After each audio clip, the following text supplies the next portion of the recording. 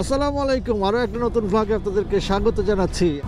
আমি যখন NMAX নিয়েছিলাম তখন আপনাদেরকে কথা দিয়েছিলাম যে এটার উপর আমি কিছু মডিফিকেশন করব এবং আপনাদেরকে সেগুলোর আপডেট দিব, যেন প্রিমিয়াম স্কুটার নিয়ে যে ভয় ভীতি মানুষের সেগুলো একটু একটু করে কাটা শুরু করে। খোলা নিয়েই মানুষের খুব ভয়ভীতি কাজ করে, অ্যাক্সেসরিজ পাওয়া যাবে কিনা এগুলো নিয়েই ভয়ভীতি কাজ করে, সেখানে মডিফিকেশন তো বহুত দূর কি বাত।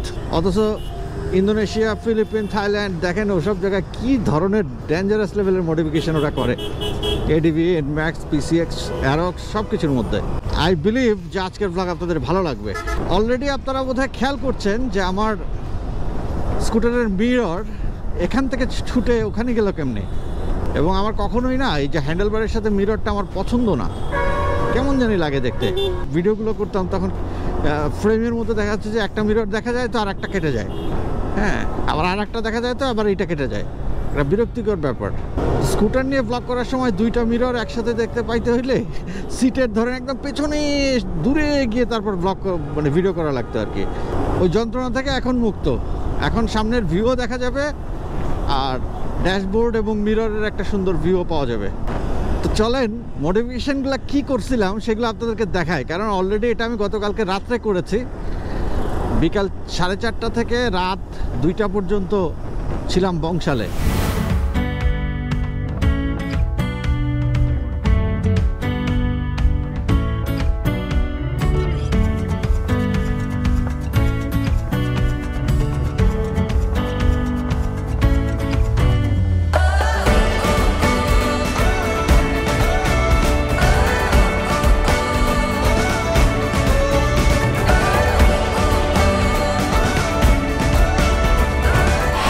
হিট দিয়ে এই পোর্শনটা খোলা হবে, হ্যাঁ খুলতে হবে, হিট না দিলে এই জিনিসটা নষ্ট হয়ে যাবে। আচ্ছা, আর আঠাটা চলে যাবে। এই কভারটা খুলে এখন আমরা লাইটটা ইনস্টল করব। হ্যাঁ, পুরো সেকশনটাকেই মডিফাই করব। হ্যাঁ, এখানে এবারে কেউ বসবে না তো এইভাবে থাকবে, এখানে আরো মালামাল আছে তো এরকম দেখতে লাগবে, বোঝা যাবে না যে লাগানো হয়েছে।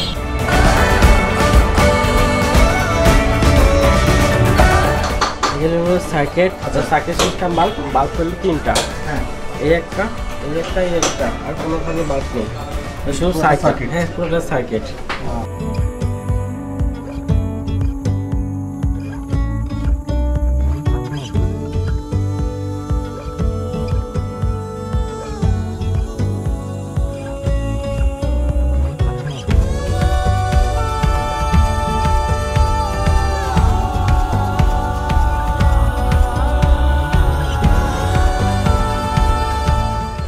ক্লাস শুট কি অবস্থা? ক্লাস শুট ঠিক আছে।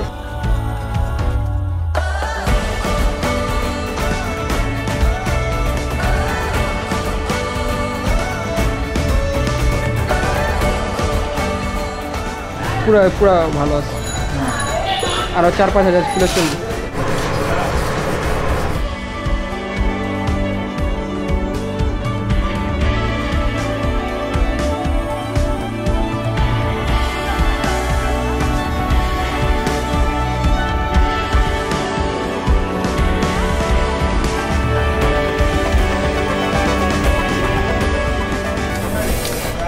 এইগুলো কি লাইট বলে এটাকে? এঞ্জেল লাইট, হলো পার্কিং লাইট, সাদা, অরেঞ্জ, গ্রিন। সাদা দিতে হবে, সাদা সুন্দর লাগবে।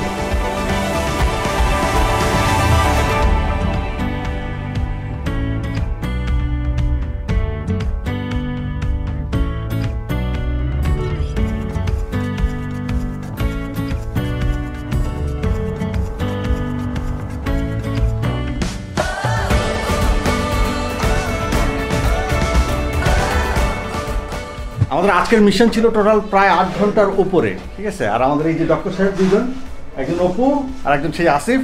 হ্যাঁ, আসিফকে তো আমরা প্রায় সময় বিভিন্ন গ্রুপে দেখি পোস্ট দেখতে, মাই ওয়ার্ক।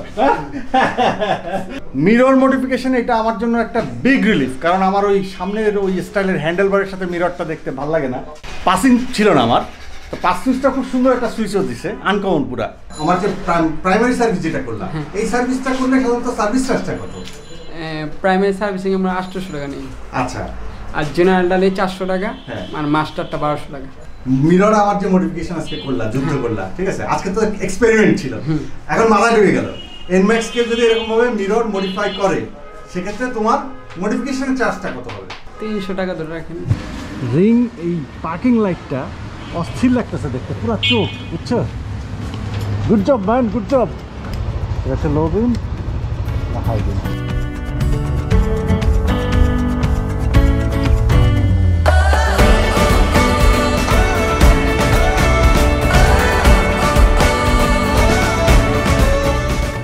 মোটামুটি NMAX এডিপির পাস পাবেন, অ্যারক্সের পাস পাবেন আমার কাছে।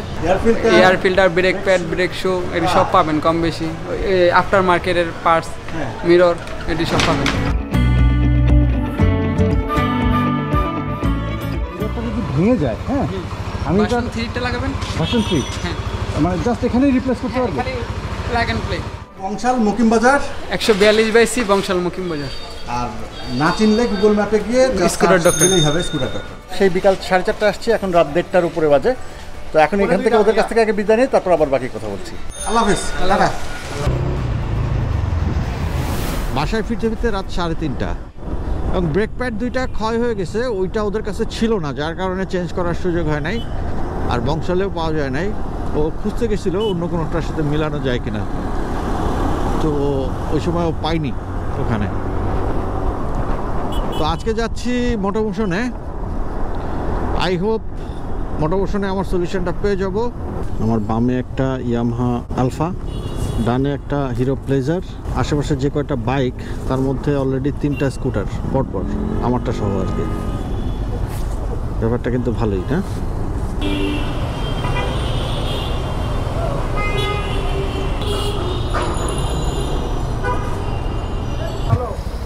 আরে কপাল আমার অনেক ভালো। এই যে কালকে যাচ্ছি চিরং, এখন কালকে আহা সেই স্কুপি, এটারে ভালো মতো চালানো লাগবে।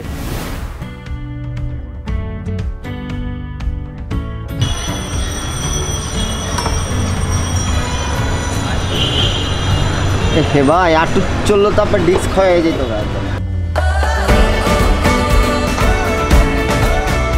একদম প্লেট বেড়ে গেছে, লোয়ার প্লেট। সামনের না, যে এটা সামনের ব্রেক শু কি পরিমাণ ক্ষয় হয়েছে। হ্যাঁ, এই যে অনেক ক্ষয় হয়ে গেছে। এটা অনেক উঁচা আর এটা অনেক, হ্যাঁ আমি একটু দেখাই, এটা পুরো ক্ষয় হয়ে পাতলা হয়ে গেছে।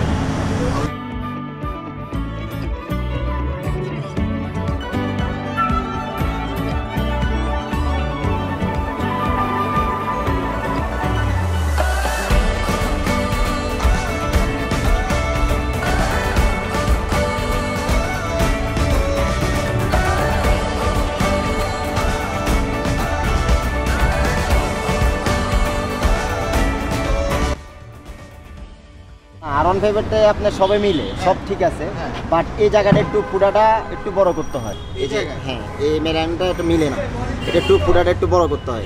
তাছাড়া এমনি সব ঠিক আছে, ওকে।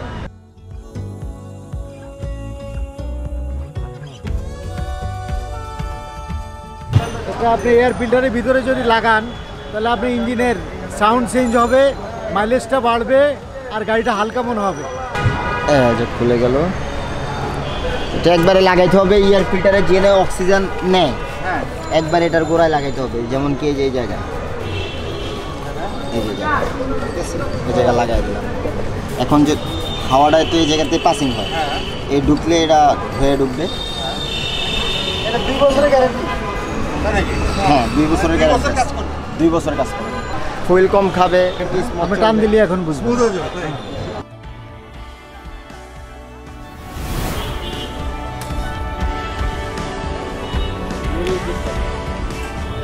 কত এটা?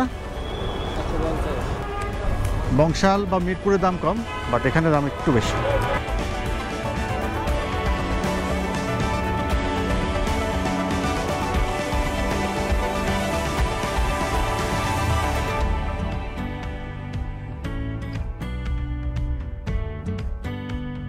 বাসগুলো ইদানিং না এক ফোঁটা জায়গা রাখতে চায় না। দেখেন বাইকগুলো যাইতে হচ্ছে কিভাবে, দেখছেন?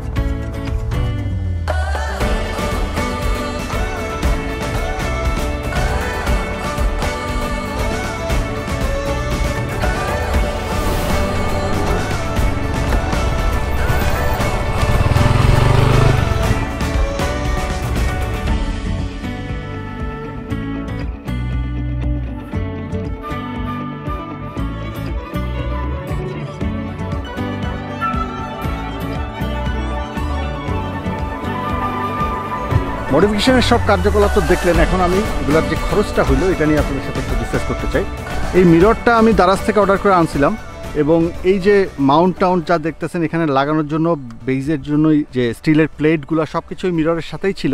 এই যে স্ক্রুগুলো লাগছে যেখানে নাটগুলা, সেই নাটগুলা পর্যন্ত খুব হেভি পিতলের মতন, ওগুলা বেইজের সঙ্গে ওগুলো সব এর সঙ্গেই আসছে। স্টকের যে মাউন্টটা ছিল ওটা খুলে ওইটা ইনস্টল করে তারপর এটা লাগানো হয়েছে। যেহেতু এটার ওয়েট আছে, এই ওয়েটটা ধরে রাখার জন্য ওই জায়গায় বেসটা শক্ত হওয়া দরকার ছিল। এটার খরচটা পড়ছিল 3800 টাকার মতন। তবে এটার সঙ্গে একটা এক্সটেন্ডেড উইন্ডশিল্ড থাকে যেটা একেবারে উপর পর্যন্ত চলে আসে, এরকম হাই পর্যন্ত চলে আসে। কিন্তু ওইটার এক্সটেন্ডেড পার্টটা এখানে এতটা চিকন, আমার ভাল লাগে না ওটা দেখতে, এই জন্য আমি ওটা আনি নাই। স্টকে যে উইন্ডশিল্ডটা ছিল ওটাতেই আমি ইনস্টল করার চেষ্টা করছি। লাইটটার ক্ষেত্রে যেটা দেখলাম আমি, এই লাইটটা না বিভিন্ন দামের মার্কেটে পাওয়া যায়। যেমন আপনি 1800 টাকা থেকে শুরু করে 2500 টাকা, 3000 টাকা, বিভিন্ন রকম প্রাইসের এই লাইট, ফগ লাইটটা। আমি যেটা ইনস্টল করেছি সেটার প্রাইস পড়েছে 2800 টাকা শুধু লাইটের দাম। আর এই যে সাইডে যে সার্কেল যেটা দেখতে পাচ্ছেন পার্কিংয়ের জন্য, যে জিনিসটা চোখের মতো লাগে দেখতে, ওইটা 100 টাকা এক জোড়া। ইনস্টলেশন চার্জটা আসিফের হচ্ছে 300 টাকার মতো। এই মিররটায় যে ভিউ একেবারে বাজে, কোনো কাজ হয় না আর কি, কেমন যেন একটা জুম জুম ফিল হয়ে থাকে। এই জন্য আমি এক্সট্রা করে এই ব্লাইন্ড স্পট মিরর দুইটা লাগাইছি। এইটা নিচে 150 টাকা। এই জায়গাটুকুতে আগে প্রচুর কাদা ময়লা ভরে যেত, এইটার কারণে ওই ময়লাটা হচ্ছে না। এই সামনের পার্টটার প্রাইস পড়ছে হচ্ছে 1100 টাকা। অ্যান্ড কার্বনের একটা টোন আছে ওটার মধ্যে। এইটা লাগাতে গিয়ে দেখা গেছিলো কি এই পাশে মাউন্টটা ছিল না আর কি। হ্যাঁ, এই জায়গাটায় মাউন্টটা বানিয়ে ওরা ক্লাম্প করে তারপর লাগা দিতে হচ্ছে। আর এইটার প্রাইস পড়ছিল অ্যারাউন্ড কত 1400 টাকার মতো। পার্কিং বাল্বটা জ্বলতেছিল না আমার, ওই বাল্বটার দাম নিয়েছিল 50 টাকা। এয়ার ফিল্টারের এখানে যে একটা ছোট্ট স্টিকার ভেতরে ইনস্টল করা হয়েছে এয়ারটাকে রিফাইন করার জন্য, যেন ফ্রেশ এয়ারটা ইঞ্জিনে পৌঁছায় এবং মাইলেজ বৃদ্ধি পায় এবং পারফরমেন্স বৃদ্ধি পায়।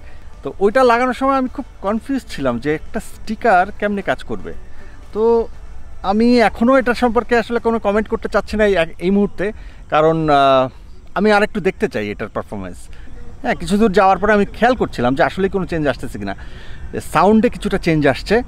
অ্যান্ড মাইলেজের ব্যাপারটা তো আসলে ডিপেন্ড করে কীভাবে চালাচ্ছি, কারণ আমি যখন লং রুটে গেলাম তখন খুব এগ্রেসিভ টানছি, কখনো ইকোনমি মুডে, কখনো আবার স্পিডে চালাচ্ছি। সো মাইলেজটা এই মুহূর্তে এরকমভাবে ক্যালকুলেট করে বলাটা একটু টাফ। আরেকটু চালায় তারপর মাইলেজ নিয়ে কথা বলতে পারবো।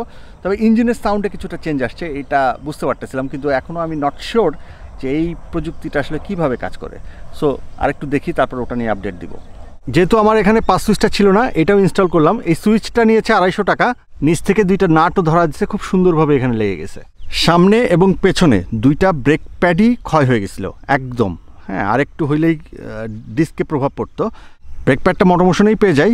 তো এই ভিডিওটা যখন করতেছি তখন কিন্তু এই মডিফিকেশনের পরের দিনই আমি চিটাগং চলে যাই এবং চিটাগং টোটাল ডিভিশনটা ট্যুর করে তারপর ঢাকা ব্যাক করে এখন আপনাদের সাথে আমি কথা বলতেছি। এটার কারণ হলো আমি দেখতে চেয়েছিলাম আগে এই মডিফিকেশনটা আমার কতটুকু কাজ করে, কতটুকু সাস্টেইন করে। অ্যান্ড মিররটা মডিফিকেশনটাও আমার জন্য টেনশনদায়ক ছিল যে ওই জায়গাটায় সামনে এত ভারী একটা মিরর টিকবে কিনা। তো আপনাদেরকে এটার ফিডব্যাকটা দিতে চাইছিলাম, এই জন্য আমি ট্যুর করে এসে তারপরে ট্যুরের ব্লগ সামনে আসবে, বাট তার আগে আমি এই মডিফিকেশন নিয়েই আপনাদেরকে একটা ধারণা দিচ্ছি আর কি। ট্যুরে শুরু করার প্রথম দিন যেটা হয়, এই মিররটা, ডান হাতের মিররটা ঝুলে যায়। সকাল বাসা থেকে বের হয়ে এই অবস্থা, আমি ঘাবড়া যাই। স্টকের মিররও সাথে নিয়ে বেরোই নাই। তো পরে এয়ারপোর্টের সামনে গিয়ে আর একটা ছোটো একটা বাইকের ওয়ার্কশপ ছিল, ওখানে গিয়ে টাইট দিয়ে দিই। তো ঝামেলা যেটা হয় সেটা হচ্ছে, এই দেখেন এই যে পোর্শনটায় আমার স্টক উইন্ডশিল্ডটা ফেটে যায়, কারণ এটা এখন চাপ দিয়ে লাগাতে হয় তো, কারণ ওখানে যে গ্যাপটা বুশ দিয়ে সিস্টেম করে লাগানো ছিল, এই জায়গাটা ফেটে যায়। ফেটে অলরেডি দেখেন একেবারে এই পর্যন্ত ফেটে এটা দুইটা টুকরা হয়ে আছে, যেহেতু স্ক্রু করা এই জন্য টাইট হয়ে আছে, এখনও খুলে পড়ে যায় না আর কি, কারণ এটা অনেক স্ট্রংলি টাইট করে লাগানো। যেদিন এই মডিফিকেশনটা করছিলাম ওই সময় আসিফ অনেক কনফিউজ ছিল, আমিও কনফিউজ ছিলাম, কিছুতেই এটা ফিট হইতে চাচ্ছিল না। আর কিভাবে ফিটটা করা যায় এই জন্য নানান এক্সপেরিমেন্ট করতে করতে প্রায় 3.5 ঘন্টা এক্সপেরিমেন্টের পর এই প্রসেসটা মাথায় আসে ফাইনালি, যে স্টকের উইন্ডশিল্ডটা রেখে যদি জিনিসটা করা যায় তাহলে ডিজাইনটা ঠিক থাকে। নাইলে পরে আমার এটা কাটা লাগতো, দুই দিক থেকে কাটলে তো ওই ডিজাইনটা বাজে লাগতো দেখতে। আলটিমেটলি যেটা হয় যে ফিডব্যাকটা হচ্ছে এইটা চাপ খেয়ে ফেটে যায়, এটা একটা লেসন। আরেকটা ব্যাপার আমি কনফিউজ ছিলাম যে হেডলাইটের যে মডিফিকেশনটা করছি, এই মডিফিকেশনটা কোনো কারণে রাস্তায় আমার কোনো ঝামেলা করে কিনা, কারণ এটা কিন্তু একটা ক্লাম্প বানিয়ে তার উপর ফিট করা, ভেতরের যে স্টক লাইটটা ছিল ওইটা খুলে ফেলা হয়েছে।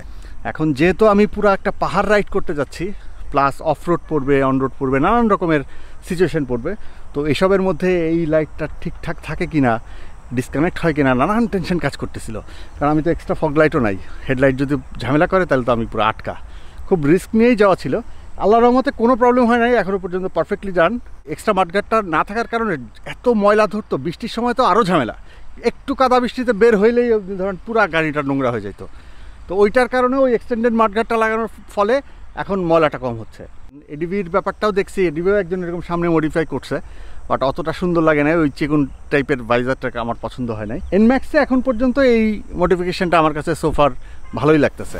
তো এই ছিল আমার টুকটাক ছোটোখাটো মডিফিকেশন, বাট খুব কাজের কিছু মডিফিকেশন নিয়ে আজকের ব্লগ। চ্যানেলটাকে সাবস্ক্রাইব করে ফেলেন, ভিডিওটাতে একটা লাইক দিয়ে দেন। আর স্কুটার রাইডার্স ভিডিও হচ্ছে আমার ফেসবুক গ্রুপ, সেখানে জয়েন করে ফেলেন। আমার ফেসবুক পেজ হচ্ছে Aranya Shanta the scooter man, ওখানেও কানেক্টেড থাকুন। See you next blog. আল্লাহ হাফেজ।